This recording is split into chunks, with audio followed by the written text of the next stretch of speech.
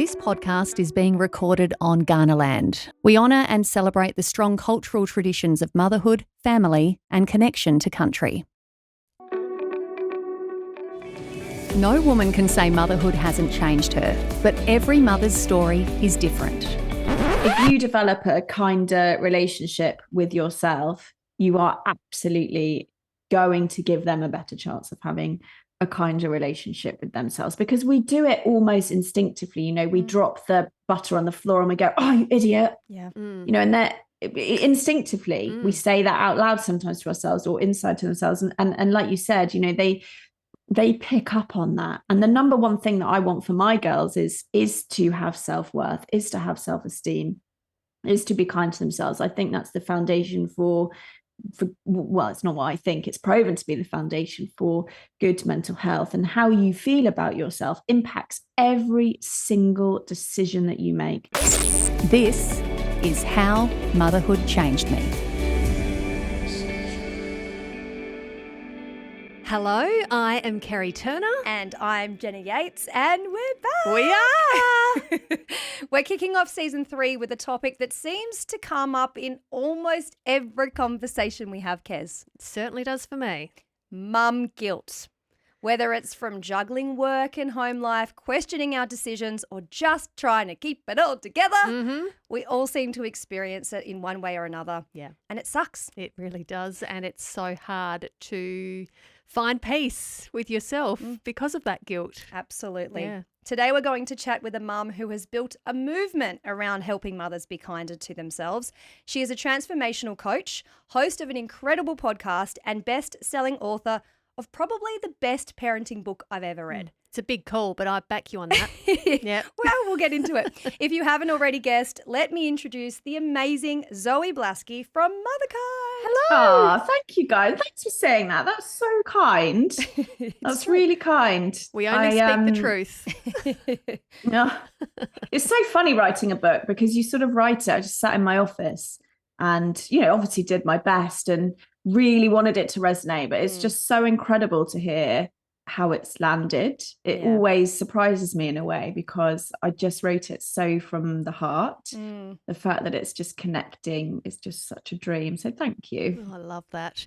Now, Zoe, before we have a chat, could you give us one word to describe the woman that you were before you became a mother? One word to describe the woman I was before I became a mother, probably insecure. Yeah. I've probably felt a bit of that too. Yeah. That's a good word. Now, Zoe, I knew I was going to love your book right from the first page. You have a how to use this book summary, and your opening line says, "This isn't a book about how to do things my way." You say, "I would never proclaim to know what's right for you, but I can help you find some of those answers yourself." And I just loved that, because I feel so often when I read a parenting book, I feel like I've already stuffed up my kids. And it's that sense of, oh, no.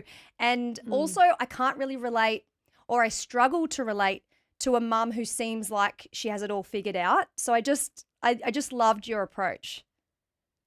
Yeah, thank you. And I think it's because I've read, you know, I am an absolute self-development. I love it. And I've probably read every self-development book out there. And the same, like I always connected best with the books where I could see that person was on a journey with me, the reader, wasn't putting herself or himself on a pedestal and saying, I have the answers. I am deeply wary of anyone that says they have the answers, because I don't think there is one universal answer to anything. All there is self-inquiry, self-reflection, and then making tweaks and seeing what the results are. And I think that's the same across anything, you know, relationships, mental health, education. I think that process works across anything. So right up top, I wanted to say, do not put me on a pedestal. Do not put this book on a pedestal.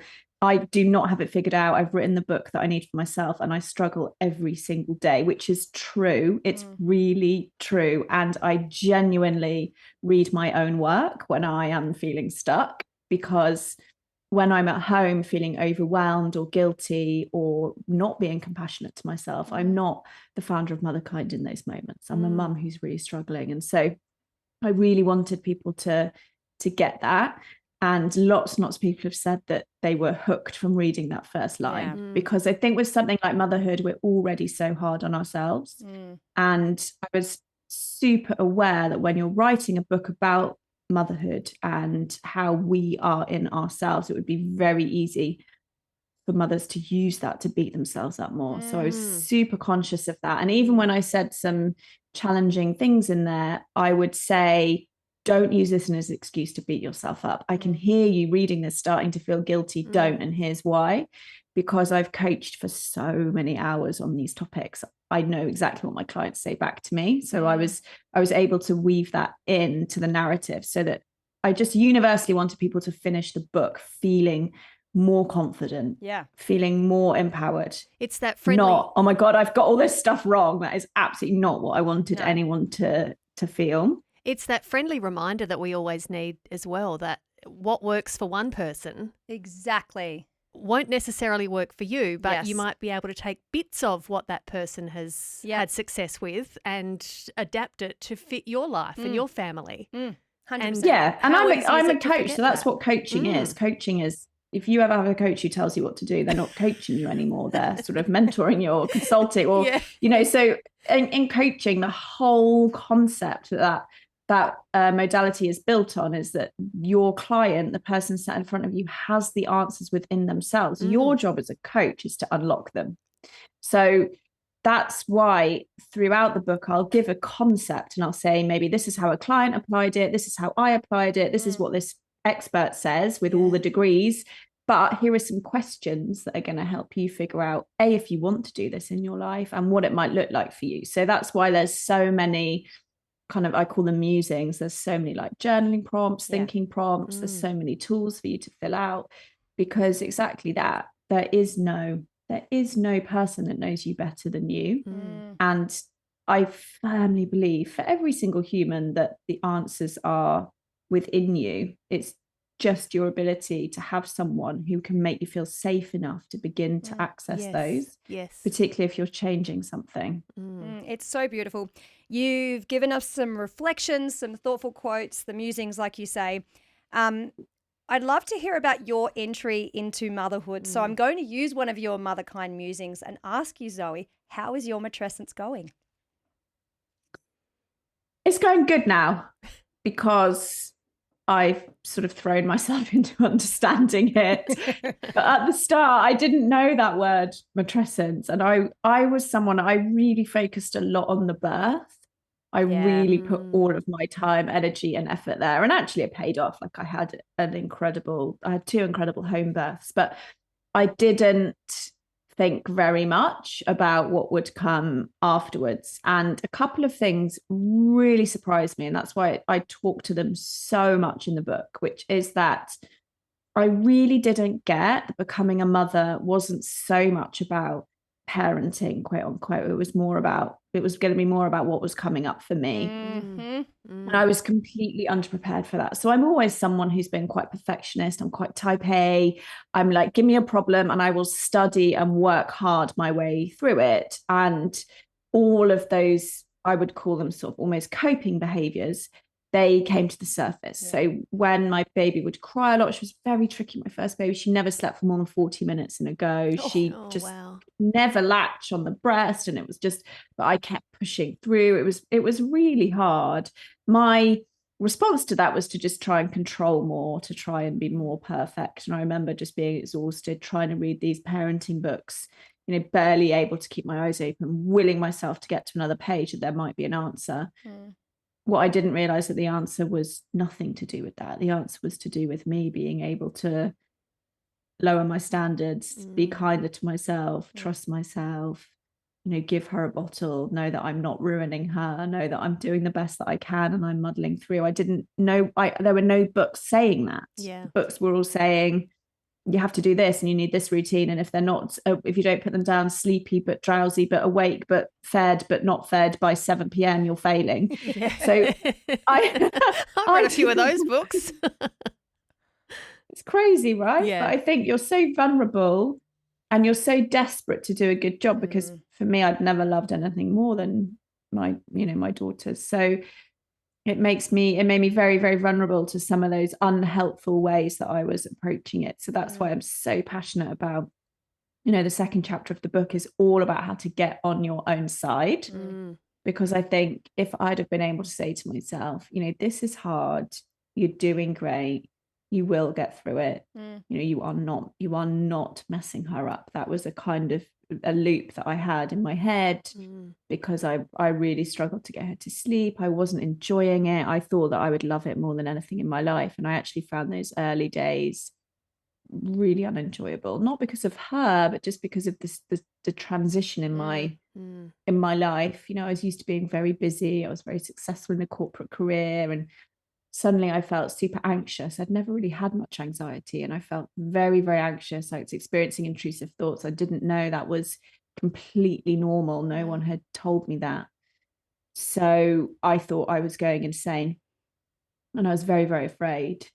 It was only when I had this parting of the seas moment, and I was sat on the floor, I just thought, I've got to find a better way. There has to be a different way. And it wasn't about the parenting. It was about me. It was about my reaction and response and sort of unhelpful way that I was just beating myself up through this experience. I thought, if I beat myself up like this for the next 18 plus years, this is going to be hell. And this is not what I want to experience or model. And I looked around at all the parenting books, like the one I just mentioned, and I just had this lightning bolt of clarity, which is like, all these need to go in the bin. And I literally put them in the bin. And I thought, there must be a resource, a book, a podcast about how I can mother myself through this in a different way. And there was nothing. There was in the UK at the time, the best-selling book for mothers was called Hurrah for Gin, and it was all about how it was really, really funny. It was like this comedy book, but it was basically like, it's mental and you need to just drink. And I was sober. I hadn't drunk for a while. But that is the depressing thing, isn't it? That's the cope default, isn't it? by drinking. It's like, we need some strategies. Yeah. We have baby grows in the UK that say, I'm why mummy drinks gin. Like, it's insane. So I just didn't relate to that. I thought, God, okay, well, I do not relate to that. If that is, and that was the best-selling book. Like, that was a big movement in the UK. Everyone loved it. And so I thought, God, I really feel a bit like an alien. Like, what, where, because I was so into self-development. I thought there must be a resource. It did not exist. And so I thought, I'm just going to have to figure this out myself. And I started reading about self-compassion. I started reading Dr. Kristin Neff, who's in the book, and she developed mindful self-compassion, which it's brilliant because it's like 30-second tools to quickly change your thoughts. I learned that the more that you care about something, the louder your inner critic will get. And I was like, oh, that makes sense, because I've never cared about anything more than this. That's why I'm so hard on myself. Okay, I get it. I started to be able to separate out what was happening to how I felt about it. I started to read Gabor Mate. I started to read a lot of Brené Brown. I started to shed perfectionism. And my motherhood changed really quickly. Really quickly. I was enjoying it. I was kinder to myself. I was nourishing myself as well. And I thought, I really need to tell people about this. So at every sort of mum group, I was just ranting. And I think to shut me up one day, someone said, why don't you do this on, why don't you do a blog? At the time, mummy blogging was a big thing in the UK. And I thought, no, that's ridiculous. Like, I don't want to be public facing. I don't want to be like a mummy blogger. Like, that just doesn't feel right for me. It didn't sit with who I was. No judgment, just didn't feel right for me. But as these things do, it just kept tapping me on the shoulder. So I just had people who kept saying, you have to do this, you have to do this. At the time, I was really into podcasts because you could push the buggy, and I would often be up, 5-6 hours every night, and I would listen to podcasts. So I thought, I wonder if I could do a podcast. And that is how it started. So that was my matrescence. It was kind of personal and then became professional, which I never, ever could have never could have predicted. The first few years of Motherkind were entirely selfish. I genuinely didn't care if anyone listened because I was having such a good time learning about everything I was learning about, and I could see it was transforming me. But what did happen is millions of other mothers had that same moment that I had, where they thought, oh my gosh, I'm not alone. I am not crazy. Yeah. It isn't just me. And this is really helping. And so that gave me the fuel to keep going. And then ultimately, released the book a few months ago.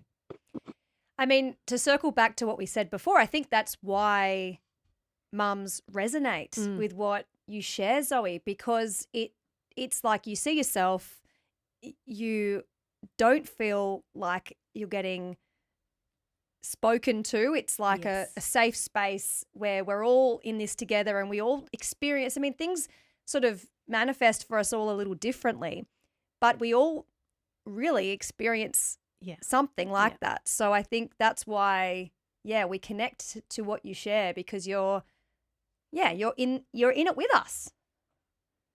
I think that's it. I think before Motherkind, and in many ways, in the UK, I created this kind of category. Now there's lots of other podcasts that speak to the mother, but at the time there was nothing, which was just wild to me. It was all about the baby and of course, or the child. Of course, that's important, but very quickly, you only need to read like one psychology book to understand that the most important equation in any relationship is you. Because if you come at it stressed, overwhelmed, resentful, angry, there's only one way that relationship is going to go. And I remember reading these parenting books, and they were talking about, there was one that I found very judgy, and it was all about how millennial parents couldn't set boundaries. And I was thinking, how can we talk about setting boundaries without talking about the nervous system of the person setting the boundary? Because if you are in any type of fight, flight, freeze, or fawn, i.e. you've had any stress, and of course if you've got a baby you are in that stressed state, it's very, very difficult to set and hold a boundary with a toddler. And so I thought, this is insane. We've got it the wrong way round. Surely if we could help the parent, and I focused on the mothers because that was my personal experience, surely if we could help the mothers feel more regulated, feel more grounded, feel more resourced, feel calmer, all this parenting stuff will then just slot into place. And that's what people tell me. They tell me that since they've read Motherkind, the parenting side of things, the tips and the tricks and the strategies and the Dr. Beckys and the Shafalis, who I love, they're telling me that's working now because they are resourced. If you're depleted and you haven't done anything for yourself in weeks or months, there is no way you're going to be able to co-regulate with your toddler. There's no way. You can say all the right words in the world, it's just not going to work. So to me, it seems insane that before I had that realization, no one else had. But I think maybe because for me it was quite extreme, I really needed to find another way.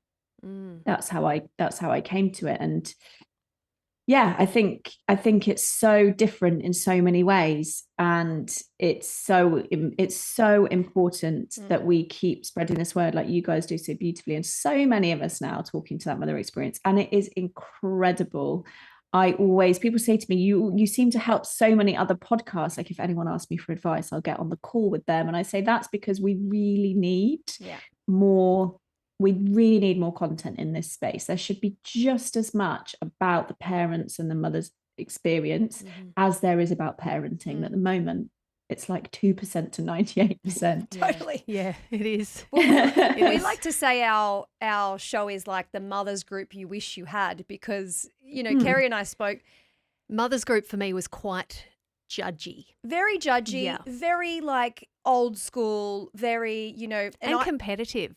And exactly. Oh, your baby's not rolling yet. Exactly. My baby's rolling. And some weeks I would go home feeling guilty that I don't do things the way someone else in the group does it, and maybe I'm doing it wrong because I'm not doing it the way that person's doing it. 100%. And it's not healthy. It is not healthy. And I didn't love it. I made some beautiful connections with some of the mums in Mum's group. Yeah. But overall, I'm having way more fun with this mums group. I love it. And now Zoe's joined our mothers group. Yes. Honorary member. The challenge with those groups is that it's incredible that everyone's going through the same thing at the same time. It's also really challenging that everyone's going through the same thing at the same time. Because I think if you had the mothers groups where there was more mixed ages, you would get a completely different perspective. You'd see a toddler running around who was brilliant, and they would say, oh yeah, he went on the bottle from day one and he's totally healthy. Or you would see a baby and the mum, maybe there's a 5-year-old there and the mum says, yeah, he's sleeping through, but he didn't sleep for 2 years. Don't worry, it's fine. But because everyone is at the same stage, often it's first time mums, everyone is clueless. Insecurity is really high. And wherever insecurity is high, so is judgment. We don't judge where we feel secure. We judge when we feel insecure. We project that outwards. So I think it's fascinating to put everyone together. It's a breeding ground for comparison. And so I would always suggest, like, if someone listening is struggling with those baby groups, go and find groups where there's mums of different ages and different stages. And you can even curate that yourself now in your own community. I don't know if we have lots of amazing apps in the UK that help us do that. Go and create your own with a range of ages and stages. And I think then that judgment and that comparison is much, much lower. Yeah. But it's very easy when everyone is at exactly the same stage to compare. It's almost impossible not to. Never thought of it that way. No. But yeah, it's right. Just find baby time at the library, and you go for that hour where the babies are going to be all different ages, and just as a starting point. You'll have completely different conversations. It's like there's that amazing episode of Bluey, isn't it, where it's Chili's going through the bit. Is it called Baby Racing? Baby Racing. That's right. And then at the end, it's a mum with 6 older kids who sits down next to her and goes, it's going to be fine. Yeah.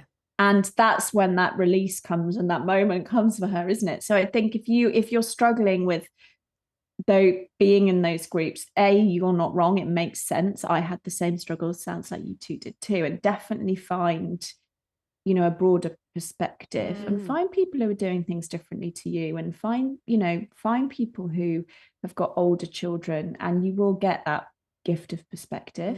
And I think you would feel less judgment, less comparison, less insecurity. One of the things I have felt serious mum guilt over is sleep, and needing my kids to do it when they were babies so I could get some for myself. Yeah, me too. We co-slept when ours were real little because it was the only way we could all manage decent sleep.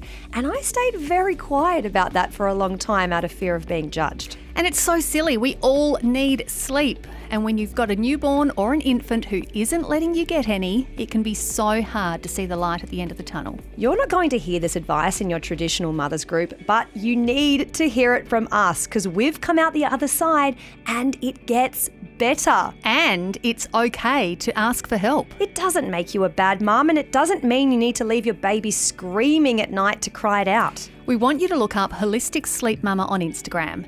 Beautiful Tracy is a certified baby sleep consultant who looks at the whole picture to help you support your little one's sleep. Tracy is all about empowering parents to support their child's sleep with gentle and responsive parenting. She's got packages that provide support until your child is 4 years of age, and she works with families all over the world. Such a game changer. So visit holisticsleepmama.com.au, that's MUMMA, or look up Holistic Sleep Mama on Instagram. We obviously have spoken a little bit about it already, but mum guilt, I said it, we hear it so much in all of the conversations we've had. I feel like mum guilt has come up. And honestly, I have mum guilt often. we both quite often. But it steals the joy out of your day because you're just constantly, I know for me, it's like this internal monologue basically bashing myself all day. Why do you think we all bloody cop this so hard? So, mum guilt is something that I really wanted to understand on a deeper level for the book. So I've recorded and spoke to so many incredible experts about it, studied it and researched it. And what I have come to see is that mum guilt is actually very complex. I think there's another thing happening, which is that the emotional roller coaster that is motherhood is also quite complex because many of us, particularly us kind of millennials, are not always so versed in our feelings. I think a lot of us call mum guilt what actually isn't mum guilt at all. So let me break it down, and hopefully for everyone listening, this will be a big sort of moment of them thinking, okay, I've got some tools now to challenge this. So guilt, what guilt really is when you have a set of values or who you want to be in the world, and you do something that goes against that, you feel guilty about it. Guilt, before you put the word mum in front of it, I'll get to that. Guilt on its own is actually a really good emotion. Often it can prompt us to say sorry. It developed because every emotion developed for a reason. Guilt developed because when we were in a tribe, if we did something that could harm the safety of or the togetherness of that community, it would prompt us, tweak us to go and say, I'm sorry, and change our behavior going forward. So I talk about in the book this example of when a friend sent me a beautiful present. I was early in my matrescence, probably a month in, and it sat there, this red, you've missed a parcel. And basically, I just couldn't seem to get my stuff together to get to the post office, which was a little bit far away, to get the baby in. Basically, I ended up losing the package. The post office destroyed it, and I never got it.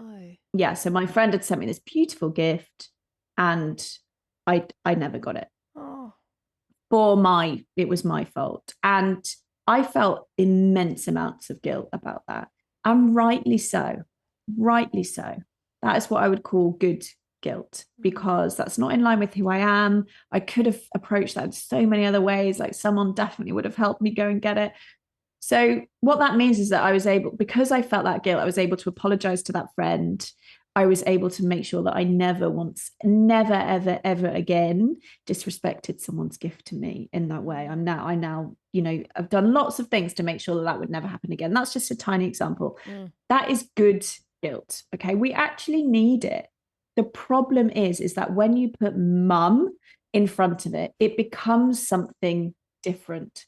Because when I ask mums, what do you feel guilty about? They'll say, I feel guilty about time away from my kids. I feel guilty about exploring my own career. I feel guilty about caring for myself. And then I'll say, okay, tell me about your values. Tell me what's important to you. And they'll say, oh, my well-being is really important to me. My career is really important to me.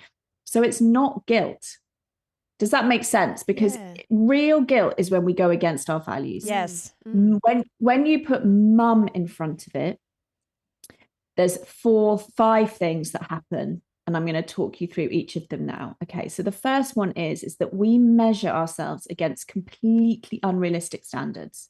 So we decide, I want to be someone who has an interest and passion and career outside motherhood, and I want to be at every single pickup. I want to never miss a sports game. That's just completely unrealistic. So we call it guilt, but it's not guilt because you're not doing anything wrong. Who decided? Did you decide when you became a mum that you were never going to miss a pickup? You were going to cook only organic and every meal from scratch? No, you've absorbed these standards and you're measuring yourself and they're not yours. And so you're saying you feel guilty, but you don't really. So that the first thing to do, and for any mother, this is like so powerful, is to define your own standards. How are you going to judge yourself? Define your own values. Because for me, I rarely feel any mum guilt. I feel good guilt, as in when I actually do something wrong and it prompts me, but I rarely, because I know what's important to me. I know what's important to my family. And so I don't feel guilty when I'm away for a night for work. I just don't, because it's in line with my values. I want to grow Motherkind alongside my family. So that's the first one. The second one is a lot of what we call guilt is actually our inner critic, as we were talking about earlier. So when we haven't learned to separate out that critical voice from what's actually happening, we think that voice that tells us you're failing them, you're not doing well enough, you should be doing that. We think that's the truth, and it's not the truth. And so that's why 98% of mums say they feel guilt every day. No, they don't. What they're experiencing is the inner critic and calling it guilt. So the moment you identify that critic and go, oh, this is that voice in my head that tells me I am never doing enough. This is the voice in my head that tells me I am never doing it right. And it's not true. It's not true. And it's a really foundational skill in motherhood to be able to spot that critical thought and not take it into your heart, not let it come in to who you are and how you're mothering. The third one is tension. So much of what we call guilt is actually just the tension of not being able to cut ourselves in half or threes or fours. Because mums will say to me, I feel so guilty that I want to be at that work meeting. And if I don't go to the work meeting, I'm going to feel guilty that I didn't show up for my colleagues or I'm not showing up for myself. But I also really, really want to be at the parents' evening. If I don't go to the parents' evening, I'm going to feel guilty. That's not guilt, because you're not doing anything wrong, whatever choice you make. And you would make the choice in line with your values or what's going on for you in that moment. What you're feeling is tension, because you want to be in two places at once, but you can't be. And actually, motherhood is just a whole big, long exercise in tension. It's an exercise in having to make difficult choices every single day. Do I sit with this kid who's crying or my other kid who's crying? Like, because you can't sit with them both at the same time. You're always having to make difficult choices. So the moment that I got that, and then I started talking to my clients about it, I said, go away. And every time you feel that, label it as tension. This is tension. It's like pulling a rope. And I wish I could be two places at once. I can't. The way out of it is to accept it. So the moment you accept, okay, tension, I'm wishing I could be doing all these different things, but I just can't, because that's not real life. This is part of motherhood. I'm not doing anything wrong for feeling this tension. Actually, the bigger, more expansive your life gets, the more tension you feel, because the more trade-offs that you have to make. So that's huge for people. And that's probably the one of my guilt model that people resonate with the most. So it's about standards. It's about, is it really tension? Is it your inner critic? The other one of what we call guilt is actually just taking on other people's feelings. So as women, often we're very kind of open to absorbing other people's feelings. So I had this example where I'm really into breath work. I absolutely love it. I go to a breath work class once a week. Every week without fail, my kids cry. Still, they're 4 and 8, and they still cry. We don't want daddy bedtime. We want mummy bedtime. And because that's the one that I sing, and my husband just puts them down and walks out. So that's why they want mummy bedtime. There's all the things going on. We don't want daddy bedtime. We want mummy bedtime. And they were really, really crying about it. And it so happens that the next day, Dr. Becky, I don't know if you know, she's founder of Good Inside. She was on the podcast and she said, how are you doing? We were just chatting. And I said, I feel really guilty because last night my kids cried all night because I went to this breathwork class. And she said, did you feel guilty? I said, absolutely not. I love it. It's well in line with my values. It's how I want to be. It sets me up for the week. She said, oh, so you were just taking on your kids' feelings as your own. I was like, that's exactly what I was doing. She said, they're allowed to have their emotional response to your actions. Don't make it your own. You're feeling good about it. So that's what I call permeating. And it can happen the same with the partner. When you say to a partner or a friend or someone who's helping you, can you have the kids because I really want to go and do this thing, or I've got this work meeting, and they sort of go, oh, I used to just take on that feeling. And often I'd say, do you know what? Don't worry about it. Don't worry about it. It's okay. I'll jiggle it around. I'll make my life so much harder because I'm taking on your frustration or annoyance or not wanting to help me. Now I'm like, okay, great. That person's annoyed that they have to do an extra pickup or they're having to do an extra bedtime, but that's not my feeling about it. My feeling is that I'm elated that I'm going off to do this thing. So that's the other one, is permeating. And then the last one is shame. So a lot of what mums call guilt is actually shame. So the difference between guilt is it's a behavior. As we were talking about, I missed that post office card. That's a behavior that I did that made me feel guilty. Shame is when we make it about us. So I am a bad mum because I am not. Anything where there's I am, you've gone into shame. And it's hard to talk about, but I think a lot of mothers actually, they say, I'm struggling with breastfeeding. I am a bad mum. That's what I did. So I took a behavior and I made it about me as a person. And when you do that, it's really, really challenging because essentially you are defining yourself and you're labeling yourself as not good enough. And when you feel like that, it's really hard to get that critic off your back. It's really hard to advocate for yourself in any way when you feel not good enough. And it's really easy to just keep pushing your needs down. It's like, oh, I don't matter. I'm not good enough. It's that downward spiral. So the quickest way, and I learned this from Brené Brown, the quickest way out of shame is to share it, is to say to someone that you know is going to accept you with love and compassion, say, I'm feeling like the worst mum ever because they've had fish fingers 5 times this week. And hopefully that person would say to you, okay, let's put this in perspective. Last week you did home cooked meals 3 nights, or actually, let's put this in perspective. They're fine. They're healthy. They've eaten. Isn't it great that they've eaten? Isn't it great that we live in a world today where that's an option for us? We could switch into some gratitude. So that's my guilt. And it does take a while to explain, but that is because it's complex.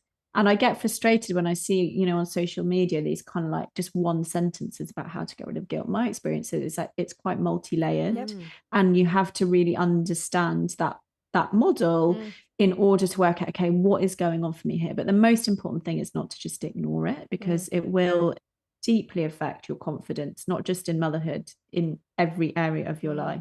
It really will, especially at work.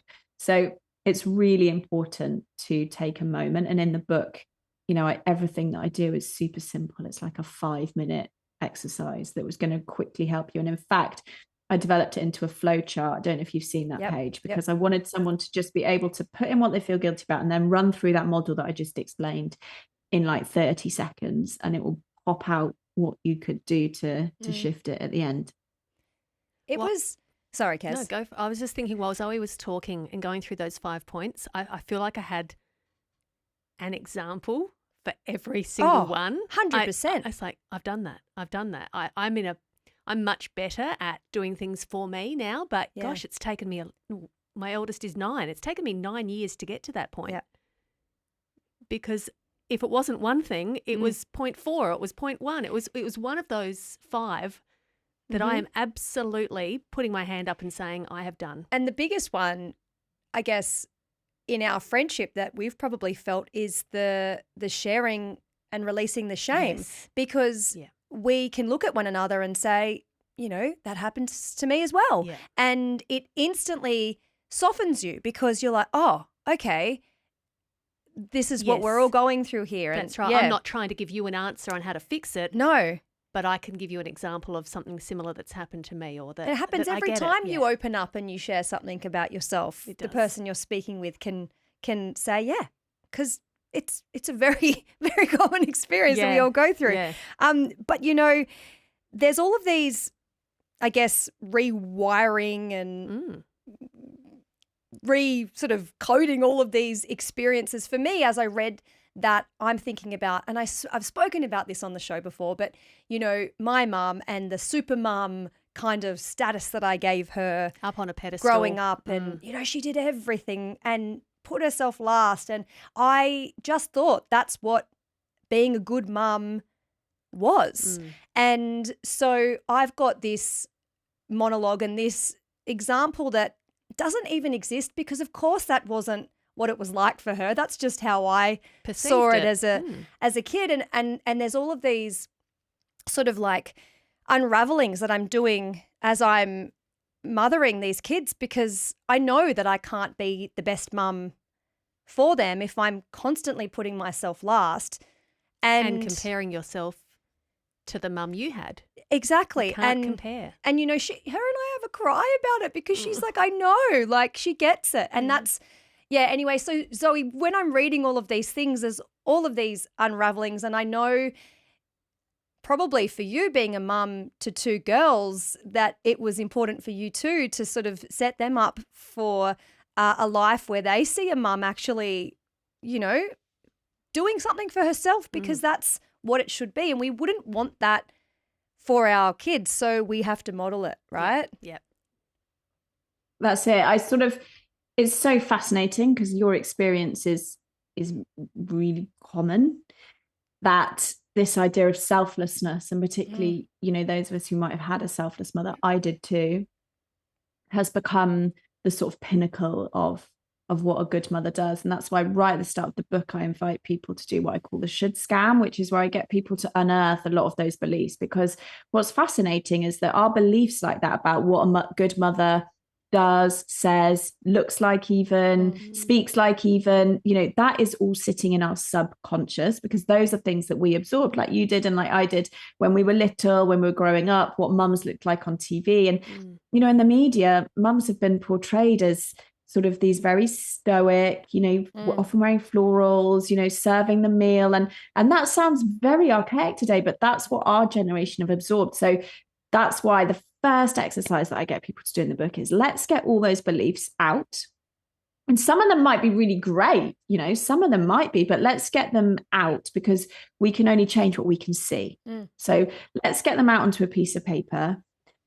And the invitation that I give people is to write, a good mum is ... and get all those written out. And when I did it, I was absolutely blown away by what was coming out. It was like, a good mum, doesn't work. A good mum does every pickup. A good mum never shouts. A good mum looks like this. A good mum, has an amazing, never argues, has an amazing relationship, puts her kids above everything else. I was like, wow, all of that was in there. And what's fascinating is it's those subconscious beliefs that drive our behavior. So I'm not someone who works at a behavioral level. I work at a deeper level. That's the sort of transformational part of the training that I did.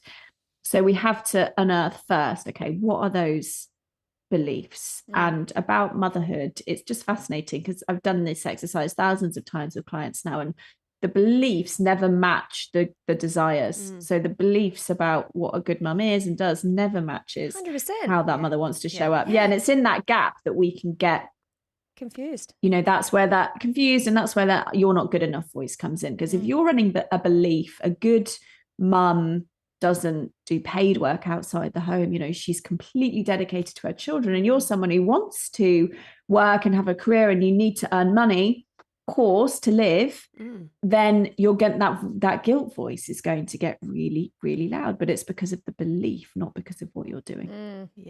And we spoke too about the part in your book where you talk about, all of the challenges that parenting in 2024 come with. And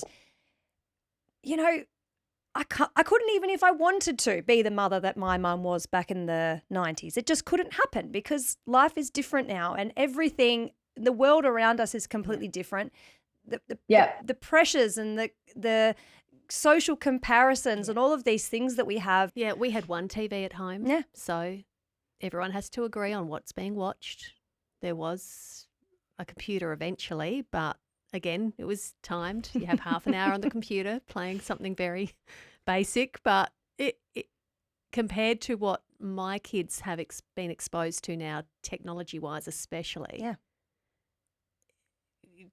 I don't know how my mum would have navigated it. No, and so when you get these comments from that generation too, the back in my day, it feels really judgmental, because it's like, well, yeah, you wouldn't know like how to navigate iPad tantrum, right?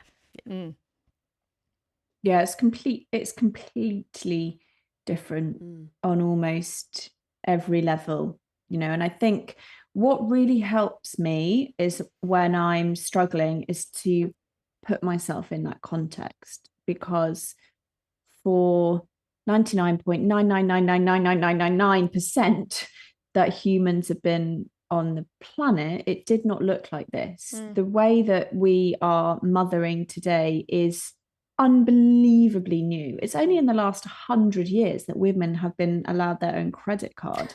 So it's so important to remember that we are absolutely pioneering working motherhood. It doesn't feel like that to us, but actually, if you look at it in the context of human history, it's only been 75 years. It is so new. It's like a dot. It's not even a dot, it's invisible if you put it against the context of human history. So I think when you are struggling and thinking, why can't I figure this out? And what's wrong with me? Just remember that you are we have no idea. None of us have any idea. This is completely new. Model the opportunities that have opened up for us in the workplace. And so many of those systems haven't caught up around the opportunity, which is why, there's more mothers in paid work than at any other point in history. But the systems in the workplace haven't caught up to allow that. You know, the systems are still set up to serve men who have a wife at home with their kids. And that's not against men. That's just the patriarchal setup that we had for millennia. And it's changing, but not quick enough. That's why, you know, the systems behind closed doors haven't caught up. So mothers are still doing 70% of the emotional, physical, and mental load of running a family and raising a home and working at the same time.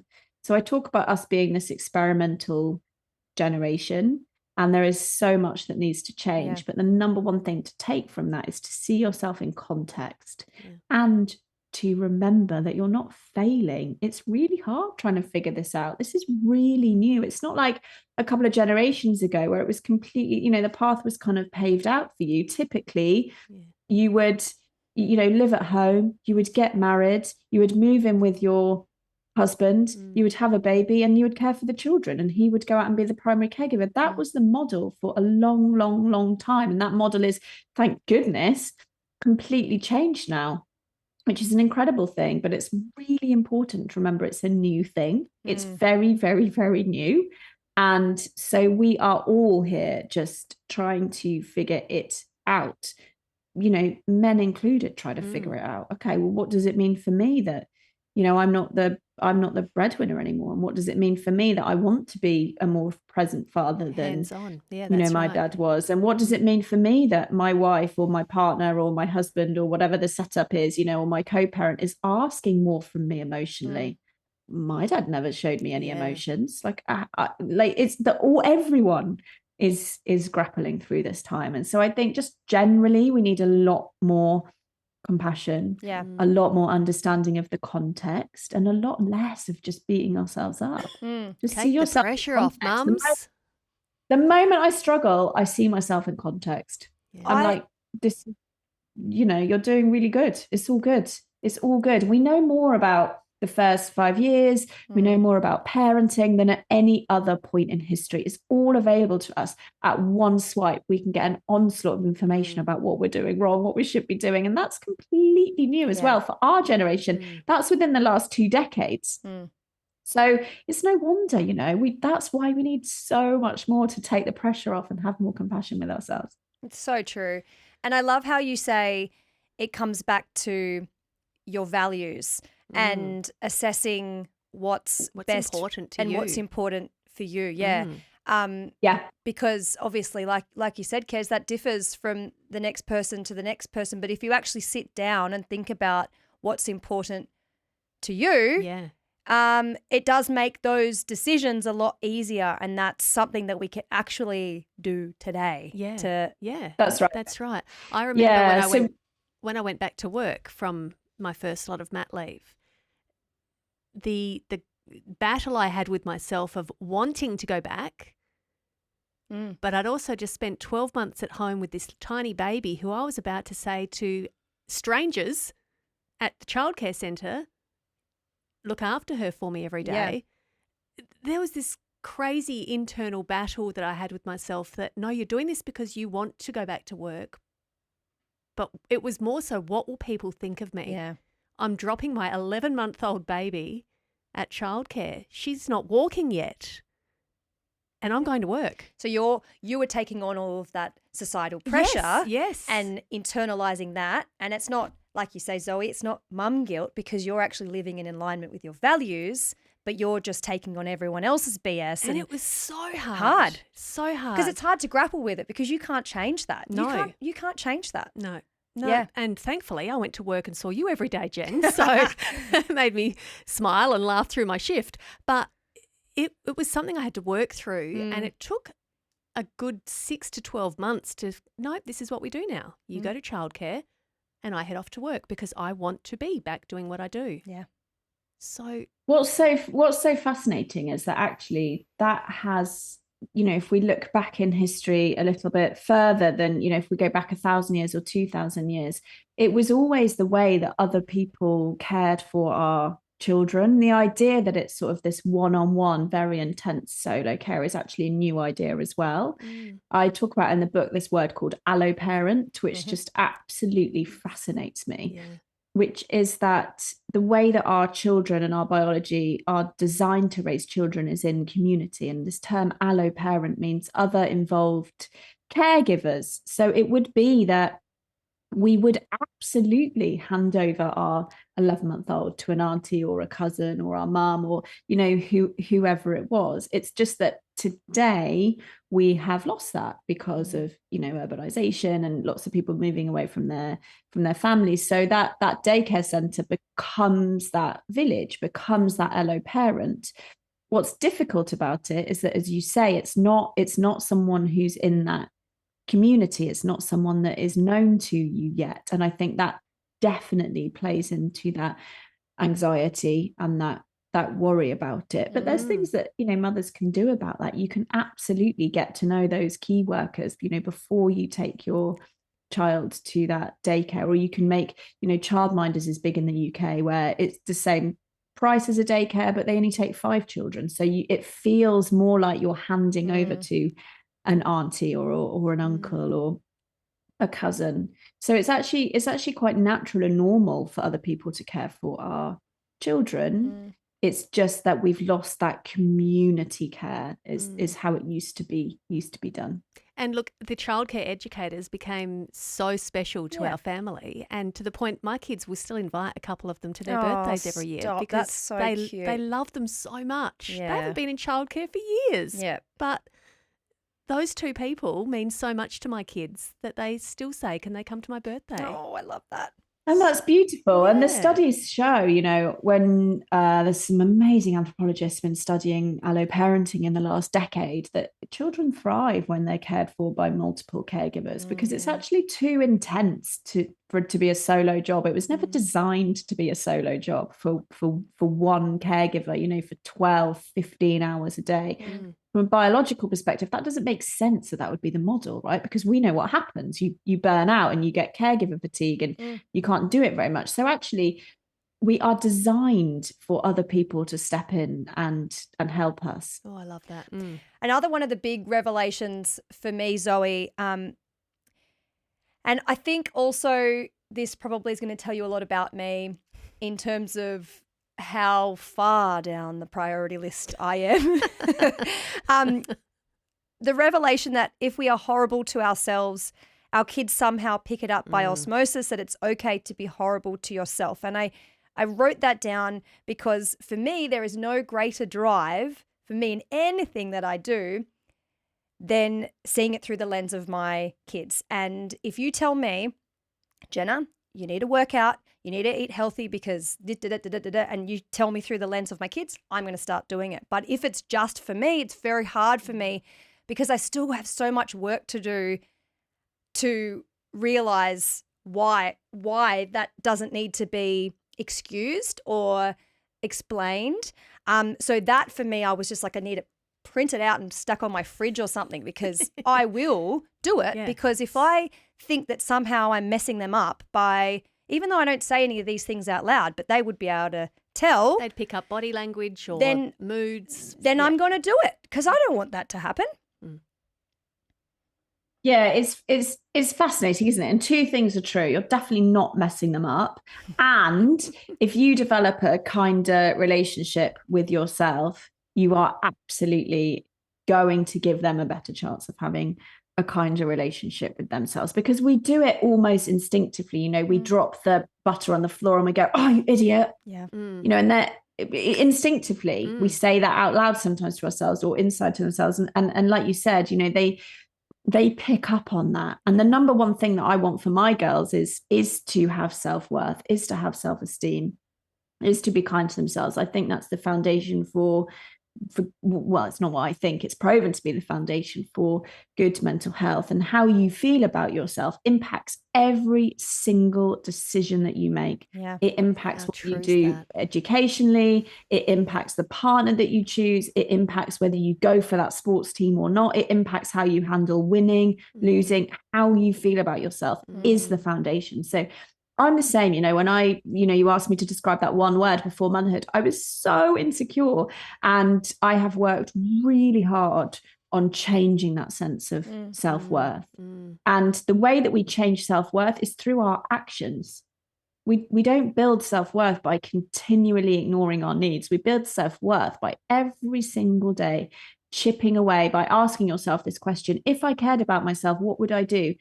I'm thirsty, I would get a glass of water. I'm hungry, I would make myself something to eat. I wouldn't eat the scraps of the leftover pasta hovering over the bin, which we all have been there. I've been there. That is how, of course, that's how we develop self-worth, through action. It is through action. And our kids see that. And I think the thing that really shifted a lot for me was, thinking about the things that my own mum used to say to me. She used to say to me, you are so amazing and you can do anything. But none of that went in, because our children don't listen to our words. They model who we are. They really do. So I thought, I'm not going to talk to my kids. I don't talk to them about this stuff. I just try and show them. And sometimes I might even manufacture some things. The other day I was saying to my friend, when you come over, can we have a little spat? Because Jessie, my eldest, was struggling with repair, right? She couldn't repair an argument with her friend. So I was like, can we have a faux, oh, I didn't want you to do that. And then I want her to see and witness me repairing with a friend. Yeah. And that is how we do it. We show them. So who we are is so much. We know this from our own parents, right? Just think about it.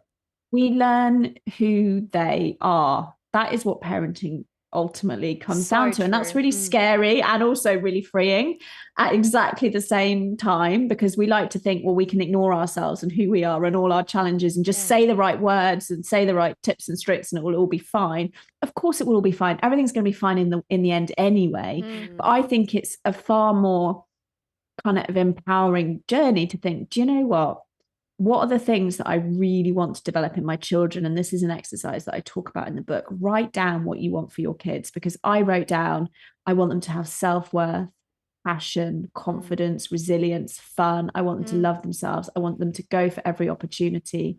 I want them to feel, that real sense of connection with other humans. And I looked at that list and I thought, right, that's what I've got to focus on. And little by little, day by day, that's what I try to do. If I want my girls to feel confident and esteem, I have to show them what it looks like. It's just so much easier for them to learn it that way.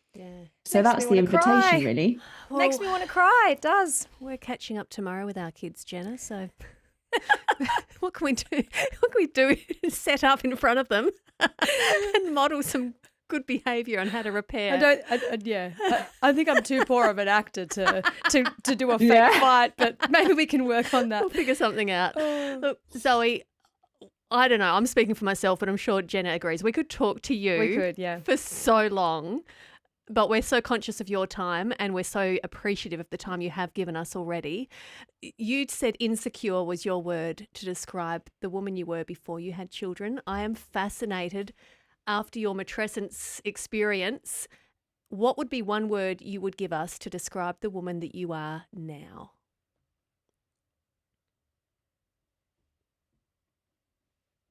Probably empowered. Would probably be the one word. Yeah, not every day. Most days.